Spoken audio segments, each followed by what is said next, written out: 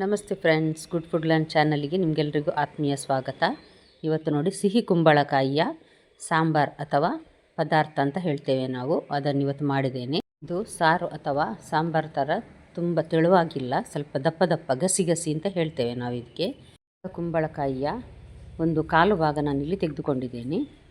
ಇದು ನೋಡಿ, ಇದನ್ನೀಗ ತೊಳೆದು ಸಿಪ್ಪೆ ಸಮೇತ ನಾನು ಹಾಕ್ತಾ ಇದ್ದೇನೆ. ಇದರ ಎಳೆ ಬೀಜ ಬಿಟ್ಟು ಸ್ವಲ್ಪ ಗಟ್ಟಿ ಇದ್ದ ಬೀಜವನ್ನು ನಾನು ತೆಗಿತೇನೆ. ಅದು ನೋಡಿ ನಾರು ಕಾಣ್ತದಲ್ಲ, ಅದನ್ನು ಸಹ ನಾನು ಪದಾರ್ಥಕ್ಕೆ ಹಾಕ್ತೇನೆ.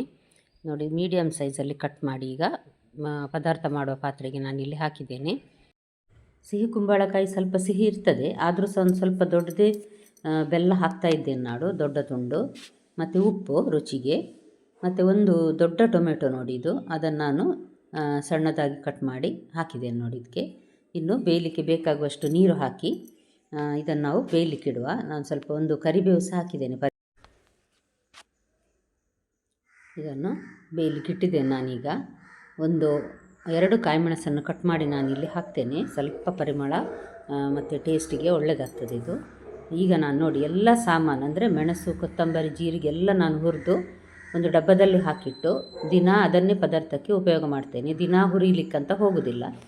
ಹಾಗಾಗಿ ಎಲ್ಲ ಸಾಮಾನು, ಇದು ಹುರಿದ ಸಾಮಾನು, ಡ್ರೈ ರೋಸ್ಟೆಡ್ ಸಾಮಾನಿದು. 2 ಚಮಚ ಕೊತ್ತಂಬರಿ ಸಣ್ಣ ಚಮಚದ, ಜೀರಿಗೆ ಇದು ಸಷ್ಟೇ ಹುರಿದದ್ದು ಅರ್ಧ ಟೀ ಸ್ಪೂನ್, ಸ್ವಲ್ಪ ಅರಸಿನ, ಮತ್ತು ಹುರಿದ ಕೆಂಪು ಮೆಣಸು, ಉದ್ದ ಮೆಣಸು ನೋಡಿ, 1 ಗಿಡ್ಡ ಮೆಣಸು ಮತ್ತು 3 ಉದ್ದ ಮೆಣಸು ಹಾಕಿದ್ದೇನೆ ನಾನು. ನೀವು ಖಾರ ನೋಡಿಕೊಂಡು ಹಾಕ್ಕೊಳ್ಬಹುದು. ಸ್ವಲ್ಪವೇ ಸ್ವಲ್ಪ ಹುಳಿ, ಒಂದು 1/4 ಲಿಂಬೆ ಗಾತ್ರದಷ್ಟು ಹುಳಿ ಹಾಕಿದ್ದೇನೆ.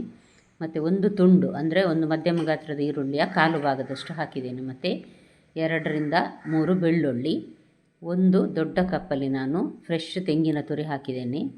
ನೀವಿನ್ನೂ ನನ್ನ ಚಾನಲ್ ಗುಡ್ ಫುಡ್ ಲ್ಯಾಂಡನ್ನು ಸಬ್ಸ್ಕ್ರೈಬ್ ಮಾಡಿಲ್ಲ ಅಂದರೆ ದಯವಿಟ್ಟು ಸಬ್ಸ್ಕ್ರೈಬ್ ಮಾಡಿ.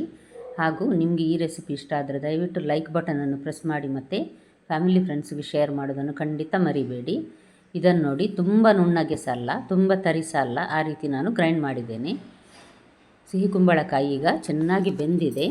ಇದಕ್ಕೆ ನಾನೀಗ ಈ ಮಸಾಲೆಯನ್ನು ಹಾಕ್ತಾ ಇದ್ದೇನೆ, ಬೇರೆಯನ್ನು ಹಾಕಲಿಕ್ಕಿಲ್ಲ. ಮತ್ತು ಸ್ವಲ್ಪ ಸಿಹಿ ನೋಡಿ ನಾವು ಬೆಲ್ಲ ಹಾಕ್ಕೊಳ್ಬೋದು, ಅಷ್ಟೇ ಅಲ್ಲ ಉಪ್ಪು ಸಹ ಅಷ್ಟೇ.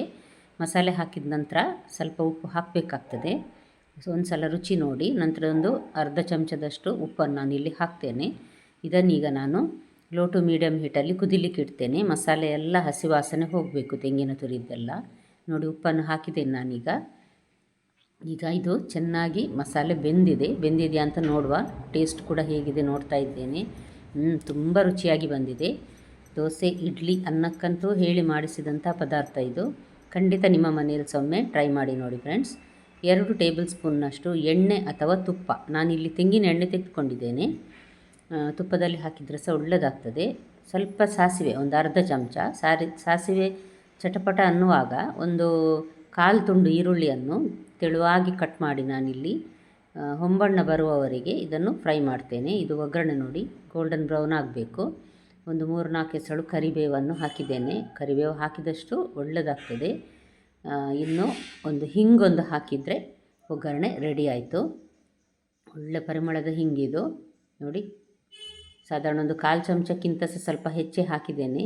ಸ್ವಲ್ಪ ಗ್ಯಾಸ್ಟ್ರಿಕ್ ಅಂತ ಹೇಳ್ತಾರೆ, ಅದಕ್ಕೋಸ್ಕರ. ಇನ್ನು ಈ ಒಗ್ಗರಣೆ ಹಾಕಿದರೆ ಕುಂಬಳಕಾಯಿಯ ಪದಾರ್ಥ ರೆಡಿ ಆಯಿತು. ಸಿಹಿ ಕುಂಬಳಕಾಯಿಯ ಸಾಂಬಾರಿದು. ನಿಮ್ಮ ಮನೆಯಲ್ಲೊಂದು ಸಲ ಖಂಡಿತ ಟ್ರೈ ಮಾಡಿ ನೋಡಿ ಫ್ರೆಂಡ್ಸ್. ನಾಳೆ ಇನ್ನೊಂದು ಹೊಸ ರೆಸಿಪಿಯೊಂದಿಗೆ ನಿಮ್ಮನ್ನು ಮತ್ತೆ ಭೇಟಿ ಆಗ್ತೇನೆ. ನೋಡಿದೆಲ್ಲ ವೀಕ್ಷಕರಿಗೆ ಧನ್ಯವಾದ.